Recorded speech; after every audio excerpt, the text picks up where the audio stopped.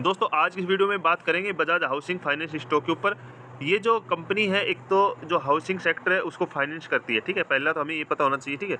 और हाल ही में इस कंपनी का आईपीओ आया और आईपीओ लॉन्च होने के बाद जो प्राइस रहा था वो 70 रुपये था, ठीक है। और जैसे ही कंपनी की लिस्टिंग हुई थी, कल इस कंपनी की लिस्टिंग हुई तो जो स्टार्टिंग हुई 150 रुपये से हुई, ठीक है सर। यानी कि इस कंपनी ने अच्छा खासा गेन बना के दिया, 120% के लगभग निवेशकों का पैसा कल इसने कर दिया। उसके बाद क्या हुआ, स्टॉक अपर सर्किट में चला गया, यूसी में चला गया और कल 165 पे इसने क्लोजिंग दी।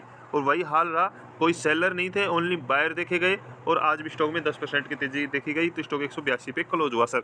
तो आप देखो सर, शॉर्ट टर्म वाले क्या करें और लॉन्ग टर्म वाले क्या करें, ठीक है। क्या स्टॉक को होल्ड करें, बाय करें, सेल करें। देखो सर, बाय करने का इस लेवल पे मेरा कोई व्यू नहीं है, क्योंकि देखो सर स्टॉक ने पैसा बना के दिया, कल स्टॉक में तेजी आएगी, ठीक है। कल स्टॉक में तेजी आएगी और स्टॉक लगभग 190 प्लस जाता हुआ दिखाई देगा, लेकिन कल प्रॉफिट बुकिंग भी हो सकती है सर। और स्टॉक में फिर से गिरावट देखने को मिले, क्योंकि इसके बाद एक तो ये है सर, स्टॉक की जो लिमिट है 5% हो जाएगी। दूसरा, स्टॉक की पी यहाँ पे देखो लगभग 87 जा चुकी है, यानी कि हाई हो चुकी है, वैल्यूएशन हाई हो गई है, ठीक है।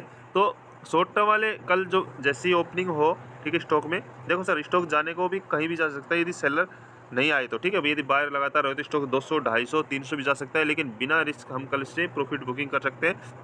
और लॉन्ग टर्म वाले देखो सर, लॉन्ग टर्म वाले गिरावट में मौका ढूंढे, और जो जिनके पास है यदि वो लॉन्ग टर्म में जाना चाहते हैं तो वो लॉन्ग टर्म के लिए जाए, फिर से स्टॉक 140 आ जाए, 150 आ जाए, 120 आ जाए, ठीक है। तो उनका भी यदि लॉन्ग टर्म है तो वो लॉन्ग टर्म के लिए बने रह सकते हैं, बट शॉर्ट टर्म वाले स्टॉक से एग्जिट हो सकते हैं, ठीक है।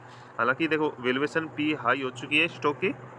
हालांकि फंडामेंटल के हिसाब से कंपनी बेस्ट है, और अभी जो प्रोमोटर की स्टॉक है 88% है, यानी कि लगभग 11.25% इन्होंने जो स्टॉक है आईपीओ में लेके आए, जिसमें एफआई के पास 2.34% और डीआई के पास 2.51%, बाकी जो रिटेलर के पास है, ठीक है। तो लॉन्ग टर्म का मेरा जो नज़रिया है यही है कि लॉन्ग टर्म के लिए बेस्ट कंपनी जा सकते हैं, शॉर्ट टर्म वाले स्टॉक से एग्जिट हो सकते हैं। और जाने को तो देखो सर, ये स्टॉक अभी शॉर्ट टर्म में यूसी लगता है तो स्टॉक 250, 300 भी जा सकता है सर, बट वही है, स्टॉक फिर अप डाउन यही रहेगा, ठीक है। तो शॉर्ट टर्म वाले कल ही प्रॉफिट बुक कर सकते हैं इससे।